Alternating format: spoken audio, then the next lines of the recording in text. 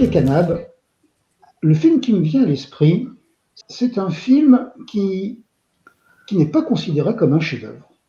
C'est un western, je dirais même qu'il a plus de détracteurs que de laudateurs.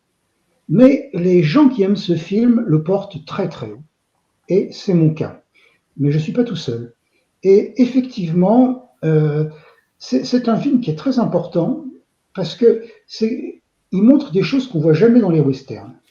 On voit le metteur en scène dans ce film ne donne aucune clé au spectateur sur l'intrigue, sur les personnages.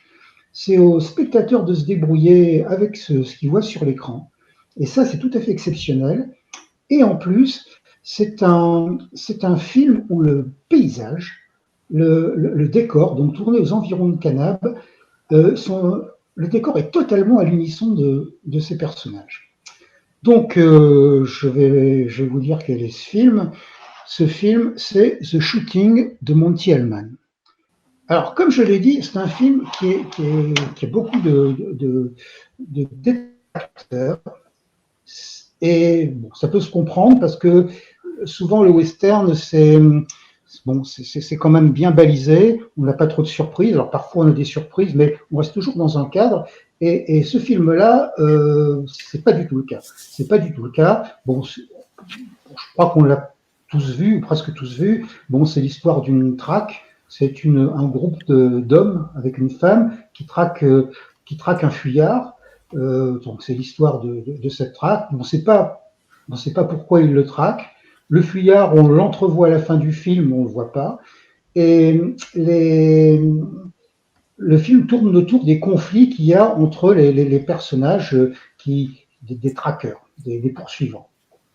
Ce qui est intéressant, c'est que les paysages dans ce film, ils sont pas du tout pittoresques. C'est pas du tout la beauté qu'on voit dans les beaux paysages qu'on voit dans les westerns, où on voit Sedona, Monument de Vallée. C'est la nature dans toute sa magnificence. Là, pas du tout. Ce sont des paysages qui sont hostiles, qui sont inquiétants, qui sont lugubres même. On peut pas dire qu'ils soient vraiment beaux, ou alors c'est une beauté un peu funèbre. Et c'est vraiment dans le ton du film. Un film mystérieux, avec des paysages dont on n'a pas l'habitude et qui sont assez fascinants quand même.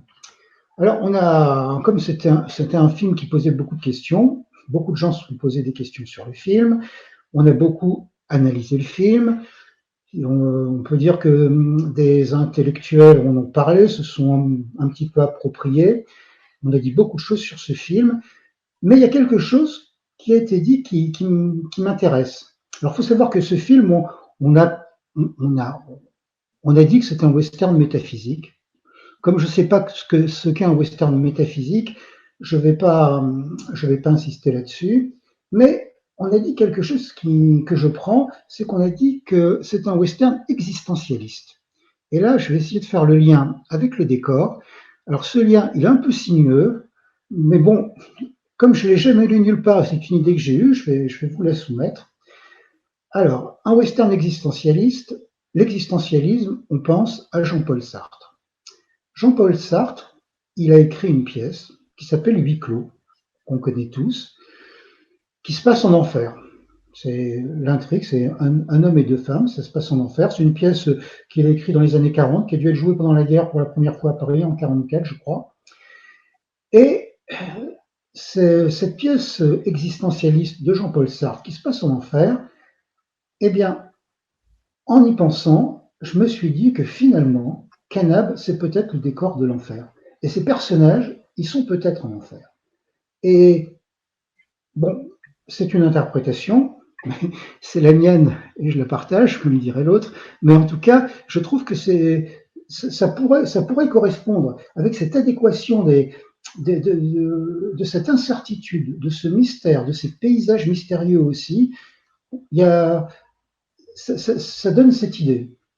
Alors, je disais que ces paysages, ils sont pas très beaux dans le film, quand même, à l'exception notable de la dernière séquence. Bon, celle du climax qui arrive à la fin. Bon, c'est une conclusion qui n'en est pas une, hein, puisqu'elle n'explique pas grand-chose. Mais il y a quand même une conclusion. Et là, incroyablement, on, elle est dans un décor dantesque, cette conclusion. On est dans un paysage extraordinaire. Moi, j'avais jamais vu ce paysage dans un western. On voit des collines de sable avec des rochers qui les surplombent, avec des blocs titanesques qui ont roulé au bas de la pente. Enfin, c'est vraiment un paysage très étonnant et peu commun. Alors, ce paysage, on l'avait jamais vu avant. Enfin, moi, en tout cas, je l'avais jamais vu. Et ce qui est intéressant, c'est qu'on le reverra jamais. Pourquoi on le reverra jamais? Parce qu'il est disparu. Et là, c'est toute une métaphore du cinéma. Ce qu'on voit sur l'écran, ben, c'est quelque chose qui n'existe plus. C'est du rêve. Alors pourquoi, vous allez me dire, pourquoi ce paysage qui était du côté de Glen Canyon, près de Kanab, a disparu? Ben, c'est tout simple. Ce paysage qu'on voit, il repose sous les eaux du lac Powell. On a construit le barrage Hoover sur le Colorado. On a commencé dans les années 30, on l'a fini dans les années 60. Et il fallait, comme tous les barrages, un bassin de rétention. Et effectivement, le bassin de rétention, qui est devenu le lac Powell, a recouvert toute une partie des lieux de ce coin-là, donc Glen Canyon et d'autres endroits. Et le film a été tourné en 66, donc le barrage a commencé à être opérationnel, je crois, en 63, et je pense que le bassin de rétention, ben, il a été rempli dans les années 80. Donc voilà, on ne peut plus voir le magnifique site où a été tournée la conclusion de The Shooting. Et je trouve que c'est une belle métaphore du cinéma. Voilà, on le voit dans le film, mais on ne pourra plus jamais la voir. Donc c'est encore un aspect bon, des décors, du cinéma, des films, des westerns, qui est intéressant à développer. Et c'est aussi pourquoi j'aime bien ce film. Voilà, il y a des endroits qu'on verra plus, mais on peut revoir le film. Enfin, moi, je l'aime tellement que je me le passe à peu près une fois par an. Et je connais un membre de Western Movies qui fait la même chose.